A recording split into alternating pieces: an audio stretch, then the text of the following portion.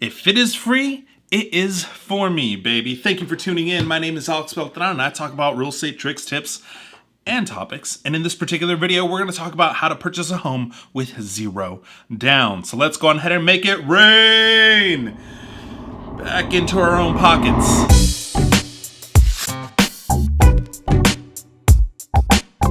First off, let's clear the air just a little bit. There are certain downsides to purchasing a home with zero to no money down, and I'll go ahead and touch on each one of those points during this discussion. But let's just assume for now that you are committed to purchasing a home with as little money as possible out of pocket. The first question you have to ask yourself, is it even possible to purchase a property with zero down? And the answer is, it sure is, if you know where to look. Quick disclaimer, most of these apply only to first-time home buyers, so sorry, savvy investors, go flip a house or something. So there are 6 main ways to help alleviate the financial hurdles of getting into a home, and they are as follows. Grants, special loans, down payment assistance programs, family gifts, and look, I know that these aren't accessible to everyone, but still something worth mentioning. There are also lender credits, and one of my favorite, to ask the seller for concessions. Some of these can be used in conjunction with one another, but all of them certainly can make owning a home much more feasible. The government is always out there giving money for free. It's almost like they have an entire building dedicated to printing the stuff.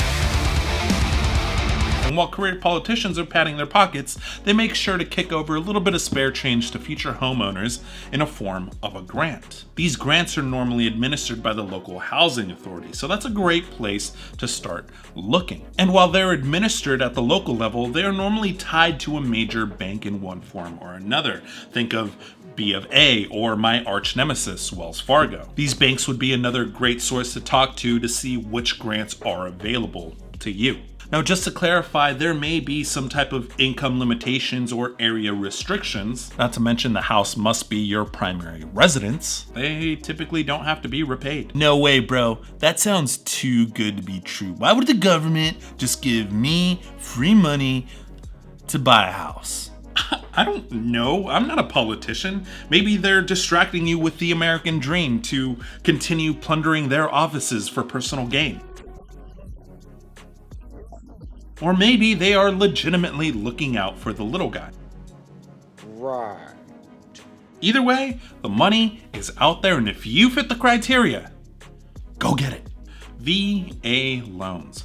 Veteran loans are loans that are meant for members of the armed services. Think of it as one of the many perks of being a total badass. Just keep in mind that not all members of the armed services qualify for a VA loan, and these requirements change from time to time. A VA loan is a zero down loan with very attractive interest rates, despite the fact that with civilian loans, the less you put down, the higher the interest rate. Now, you do have to pay for closing costs, but depending on the price of the home, it can be a couple $1,000s. However, there is a way to ask the seller to pay the closing costs for you, called seller concessions, and I'll go deeper into that later on in this video. USDA loans. You don't have to be lonely at farmersonly.com, because if you're on there, there's a high probability that you qualify for a USDA loan. Add that to your dating profile. The U.S. Department of Agriculture loan has to be one of the least known loans. I mean, I barely knew about it. The only reason I looked into it is because my writer, Edgar, kept bitching at me to put it into the script. This loan originates from the good old Honest Abe the Vampire Slayer, Lincoln himself. On May 20th, 1862, 18? Yeah, 18.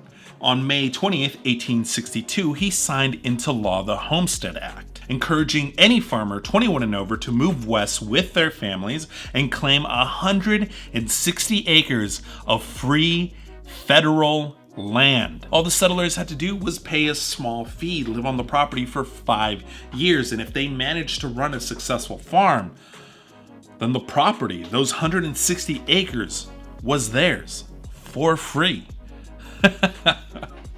How's that for free property? While the USDA loan is a far cry from Lincoln's Homestead Act, it still focuses on rural America to improve the rural area's local economy. The requirements do change from time to time, but they are very similar to the FHA loan, but focus on rural areas in the forms of loan guarantees and home improvement grants.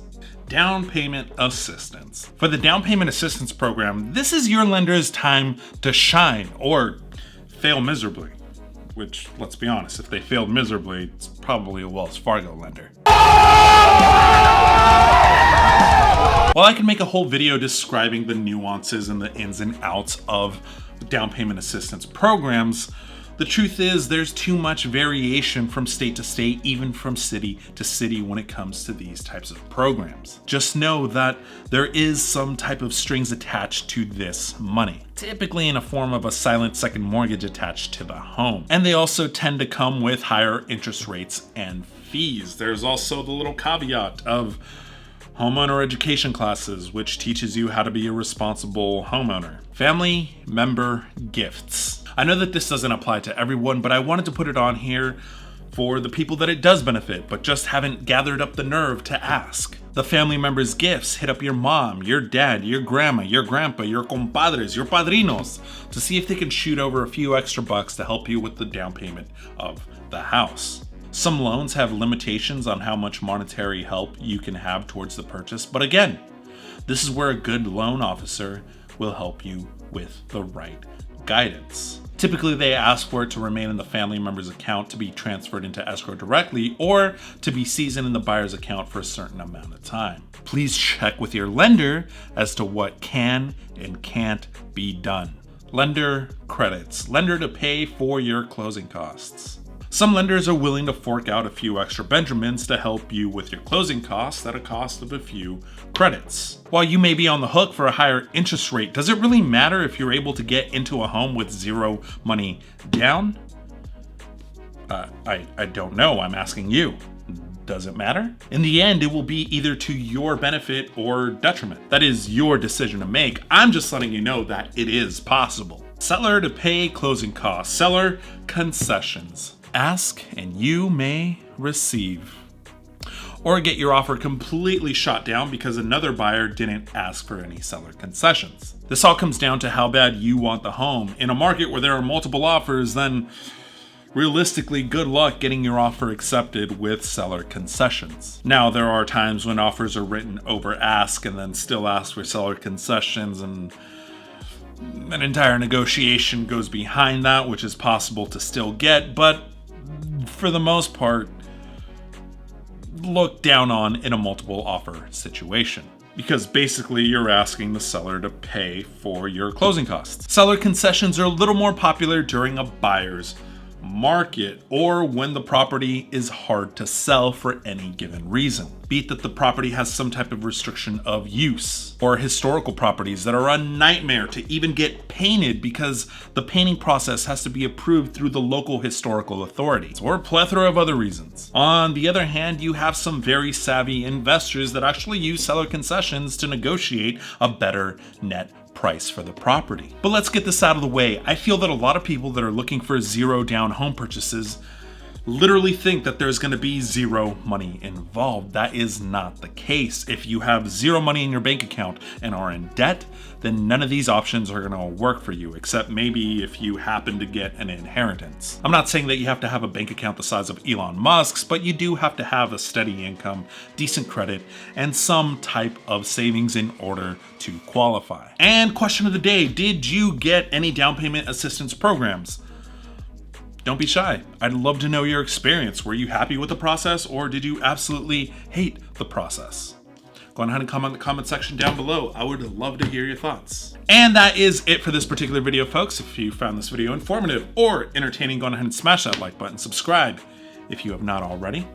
I'm trying to get as many subscribers as possible so that I can pick a fight with older boxers. Shout out to Jake Paul, that man's a genius. If you want to keep up to date with everything that I'm doing in real estate, go ahead and give me a follow on Instagram. If you want to check out some more of my real estate related content, I'm going to go ahead and link them here and here. Other than that, catch you guys on the next one. Peace.